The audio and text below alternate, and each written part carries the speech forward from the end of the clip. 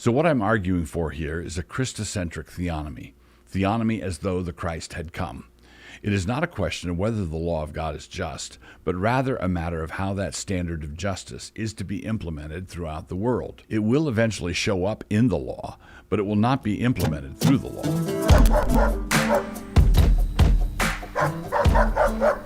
Introduction.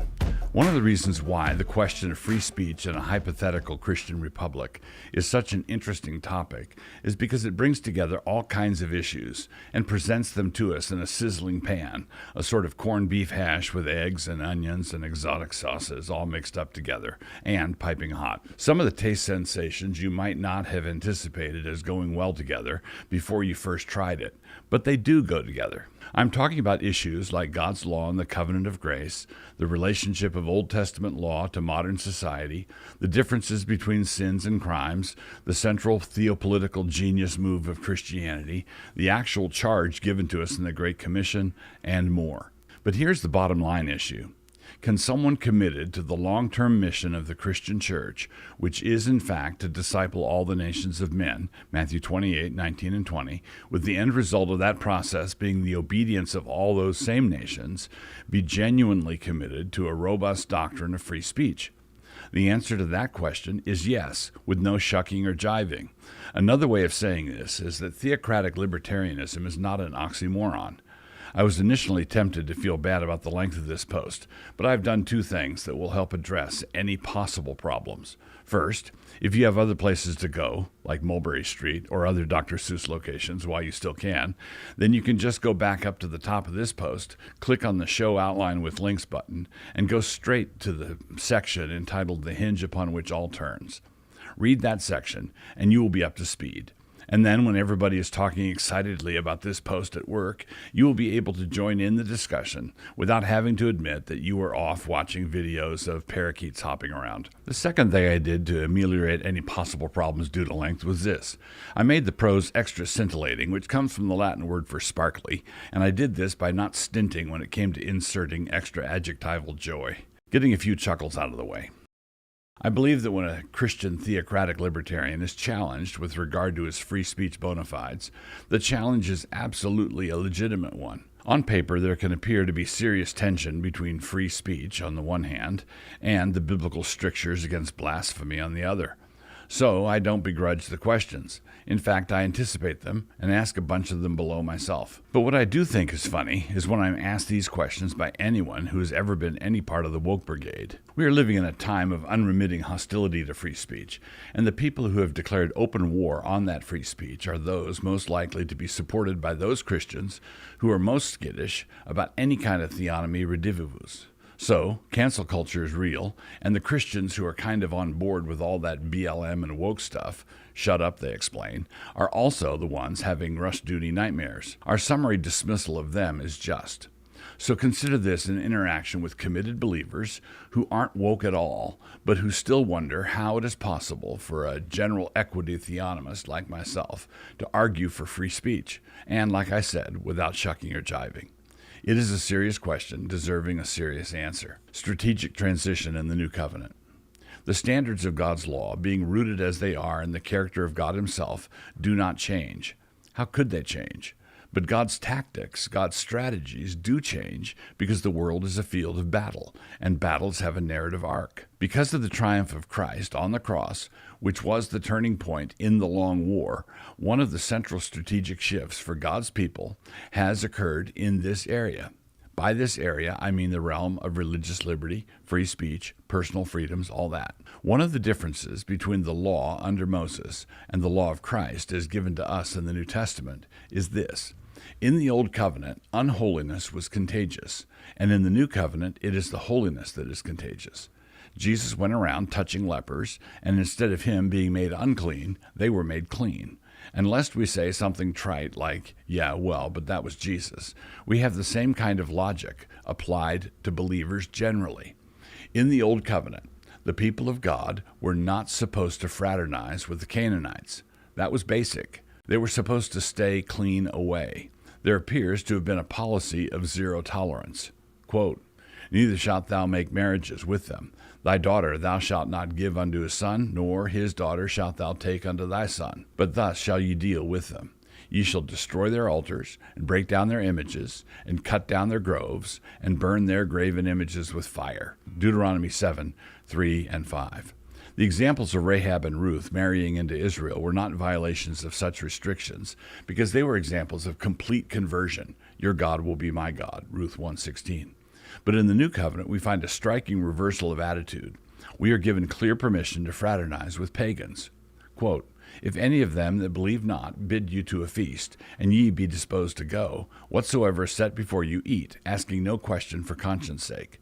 1 Corinthians 10:27. And don't worry about where the central dish came from. The pagan who invited you to dinner got that roast somewhere, and you shouldn't care that much about it. If it stumbles a weaker brother in the faith, you should care about that, but you shouldn't care about the meat. The meat is not demon-possessed. You shouldn't mind sitting down at a table with rank unbelievers. The earth is the Lord's and the fullness of it. The membership of the church is to be kept holy, and that holiness is to be enforced through church discipline.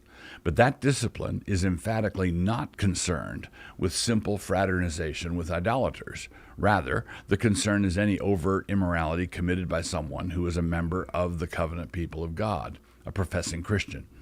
Quote, I wrote unto you in an epistle not to company with fornicators, yet not altogether with the fornicators of this world, or with the covetous, or extortioners, or with idolaters, for then must ye needs go out of the world.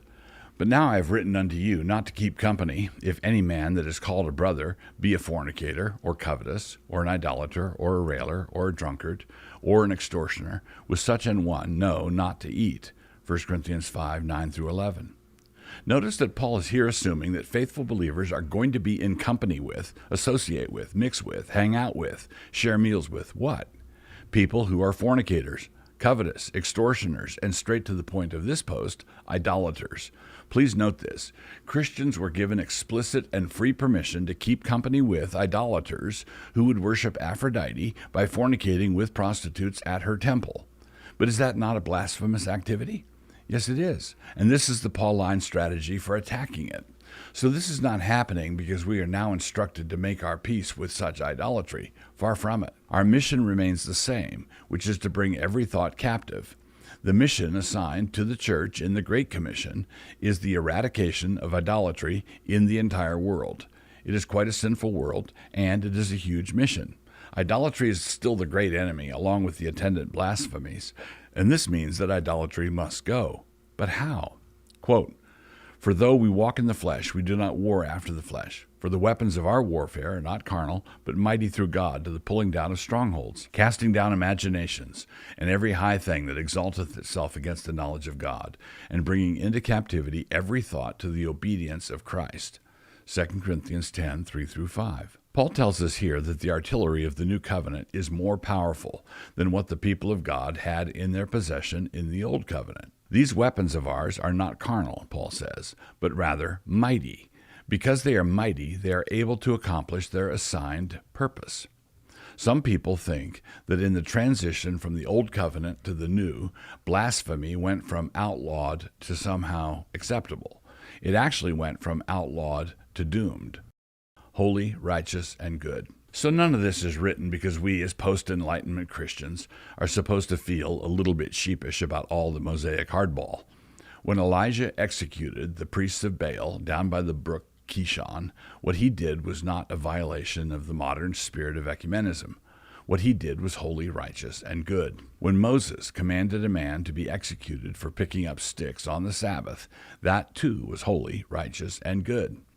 And when the son of Shelemith blasphemed the name of the Lord in the camp and was executed at the word of a holy God, his execution was holy, righteous, and good. There was nothing wrong with any of that. Quote, and the son of an Israelitish woman, whose father was an Egyptian, went out among the children of Israel. And this son of the Israelitish woman and a man of Israel strove together in the camp. And the Israelitish woman's son blasphemed the name of the Lord and cursed. And they brought him unto Moses. And his mother's name was Shelemith, the daughter of Dibri, of the tribe of Dan. And they put him in ward, that the mind of the Lord might be showed them. And the Lord spake unto Moses, saying, Bring forth him that hath cursed without the camp, and let all that heard him lay their hands upon his head, and let all the congregation stone him. And thou shalt speak unto the children of Israel, saying, Whosoever curseth his God shall bear his sin. And he that blasphemeth the name of the Lord, he shall surely be put to death. And all the congregation shall certainly stone him, as well as the stranger, as he that is born in the land, when he blasphemeth the name of the Lord, shall be put to death. Leviticus 24:10-16. But if his execution was wholly righteous and good, inquiring minds want to know something. Why is that not to be the law for any future Christian republic you might want to develop the blueprints for? What will we do with the sons of Shelemith then? Thomas Jefferson once said that if someone neither picks my pocket nor breaks my leg, then we should leave him entirely alone. As well-catechized Americans, this sits well with us, and it goes down easy. But how on earth can that be harmonized with Leviticus 24? Sit still, children, and I will tell you. Stop squirming. The hinge upon which all turns. Many Christians mistakenly interpret the transition to the new covenant as one that acknowledges that the church is consigned to perpetual marginalization. No, the gift of the Spirit at Pentecost signaled a transition from defense to offense. That first glorious day was a preview of coming attractions. This conquest is not evolutionary progress. It is not a case of our better angels breaking out of the chrysalis of ignorance and poorly funded public education. No, it is a conquest of our sin and iniquity by means of the proclamation of a crucified Christ. So I don't believe in free speech because I think that everybody has something valuable to say. No, I believe that all men and women are bad sinners, and it shows up in their speech. The trouble is that as soon as you start talking about regulating their free speech, because it is bad, all the possible enforcers and regulators are rock-hewn from that same quarry. Keeping in mind the things shown earlier, the Christian church began its long campaign against the biggest blasphemer, the state. Limited government is the theopolitical genius of Christianity. What I'm arguing for is not a secular libertarian ideal where any man can blaspheme if he wants to. Rather, in its long war against blaspheming idols, the Christian church started by attacking the biggest blasphemers, the central blasphemers, the blasphemers with the power of coercion. Quote, And there was given unto him a mouth speaking great things and blasphemies, and power was given unto him to continue 42 months. Revelation 13:5. So here's the baseline argument. Whenever you give the state power to punish a blasphemer, you are in that moment giving the state the power to blaspheme. And limiting a government's power to punish blasphemy is limiting a government's power to blaspheme. And the biggest blasphemy culprits in human history have consistently been these so-called lords of the earth, and not the mental patient who got off his meds and is saying erratic things in aisle 7 at Safeway. The state is the principal blasphemy threat, in other words. Pontius Pilate had the power to punish blasphemy. The Sanhedrin had the right to urge him to, and Jesus was in fact convicted on a spurious charge of blasphemy. It was by such means that the greatest blasphemy ever committed in history was in fact committed. The greatest act of blasphemy our race was ever guilty of was committed in the name of fighting blasphemy. Quote, Ye have heard the blasphemy, what think ye? And they all condemned him to be guilty of death. Mark 14:64. This fact alone should make every true Christian more than a tad nervous about executing the blasphemers. The high priest stated his outrageous charge in front of the Sanhedrin, and it was Dostoevsky's genius that enabled him to see that very same spirit in the Grand Inquisitor. So you want to shut down blasphemy? Great. Let's start with the biggest ones. Whenever you give the state plenipotentiary powers to crack down on X, Y, and Z, what you are actually doing, please remember this, is giving them plenipotentiary powers to commit X, Y, and Z. This is because sinners don't do well with plenipotentiary powers. The doctrine of sin and total depravity is the cornerstone of a true doctrine of free speech and hard-headed democratic liberty. Quote, I believe in political equality, but there are two opposite reasons for being a Democrat. You may think all men so good that they deserve a share in the government of the Commonwealth, and so wise that the Commonwealth needs their advice. That is, in my opinion, the false romantic doctrine of democracy. On the other hand, you may believe fallen men to be so wicked that not one of them can be trusted with any irresponsible power over his fellows. That I believe to be the true ground of democracy. C.S. Lewis, The Weight of Glory. And I see more sin lurking in the repression of speech than I do in the speech itself. And so the central Christian theopolitical contribution is to frame the Constitution in such a way as to take human depravity into account. That means limited government. That is essential. Why haven't we learned this principle yet? When you pass something like the Patriot Act with much fanfare in order to enable patriots to spy on the bad guys, what winds up happening is that the act is used to enable bad guys to spy on patriots. So the license to punish blasphemy is actually the license to blaspheme. And yet, Leviticus 24 is still in the Bible. Hold on for just a few more moments. So Abraham and his seed will in fact inherit the world, but we will not do it through law. It is the proclamation of the gospel truth that will do it. We inherit the earth, but not through law. We conquer idolatrous blasphemy, but not through law. Quote, for the promise that he should be the heir of the world was not to Abraham or to his seed through the law, but through the righteousness of faith. Romans 4:13. This means that the laws will be affected downstream from this inheritance, but the inheritance will not be brought about by means of the law. Rather, it will be through the proclamation of the righteousness of faith. This will happen when scholars start preaching a hot gospel. Yeast in the loaf. According to the balances of Scripture, it would be far better for a guilty man to get away with his crime than for an innocent man to be punished for something he didn't do. The latter is a far greater travesty. We can see this principle embedded in the standard that requires 2 or 3 witnesses to convict someone of a crime. One witness can see a particular crime and be absolutely sure of what he sees, and yet it would be better to let that particular guilty culprit walk free than to establish a principle that would allow for the conviction of an individual on the basis of one man's testimony alone, because then you are inviting real trouble.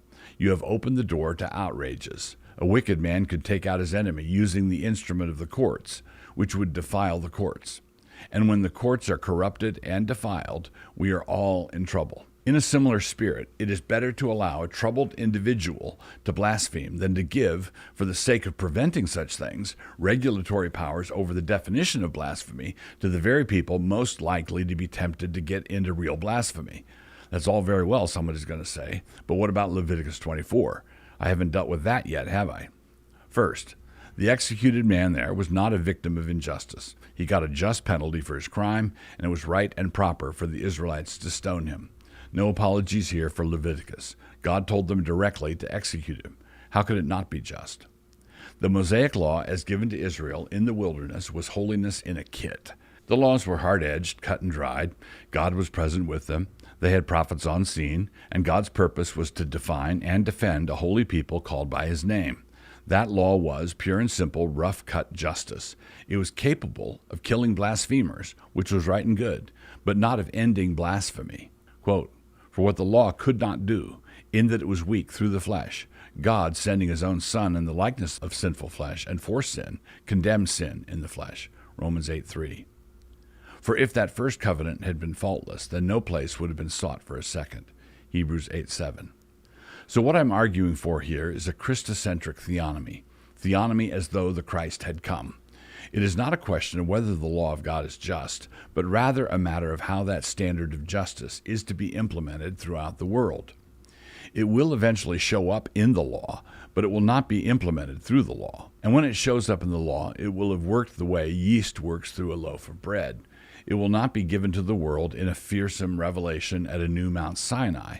It will not be given all at once with the people instructed to guard every detail of the law with the ferocity of a Phineas. There are 3 basic reasons why this should be taken as what God intended for us to do, and not as an example of idolatrous compromise, pure and simple. First, the Mosaic Code is a case law system, not a top-down system. It is not a legal code that tries to anticipate every eventuality and then make a rule about it. So following Old Testament law is as much more about copying the system of law that it contained than it is about reproducing every detail of the law. This is what our common law system does. It is a theonomic reproduction of a system of precedents and principles. That is what a case law system is, and despite some recent setbacks, there has been some good headway made. This is why my ideal Christian republic, set sometime in the future, would not have a law requiring a parapet around the roofs of houses, but would nevertheless hold a homeowner liable for damages if a guest fell off a second-story deck that had no rail and broke his arm. You look at a situation, discern the principle, and apply it to a new situation. Second, the Lord of glory has been made flesh, and through his death, burial, and resurrection, and through the coronation that followed his ascension, he has made all things new. Like Aslan bringing stone creatures back to life, this new life that originated in his resurrection is inexorable and will spread to the entire world. The earth will be as full of the glory of the Lord as the waters cover the sea. That means the conquest of this Canaan will not end with corrupt kings, disaster, and exile. This Israel will not falter at the end. The power that was dropped into the world as a result of God's gospel intervention was such a great power that it justified the shift in tactics that we see and which I described earlier. But it does not alter the end result that we are aiming for, obedience to every word of Christ, including the things he said about the words of Moses. Third, because God has more confidence in his gospel than we do, in his wisdom he dropped the yeast of his word, which included that system of case law, into the Greco-Roman loaf.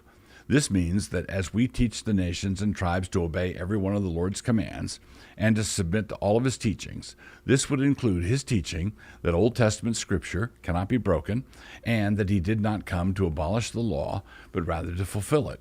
But he also taught us, and we are called to remember this also, that this kingdom of his was to spread gradually as we go out there and make friends with the Canaanites. These are not dark and mysterious tasks. We've already done this once, and historians call that result Christendom. We learned a lot in that initial rollout, and there are some things we don't want to do again, certainly. But that's all right. We have plenty of time. As Christians, we live in the light of eternity, as Dawson put it, and can afford to be patient. And so the world still lies before us, and that world is what we Christians call, quote-unquote, a mission field. So it is time for a Christendom upgrade, a reboot, as it were. I'm suggesting that we call it a mere Christendom.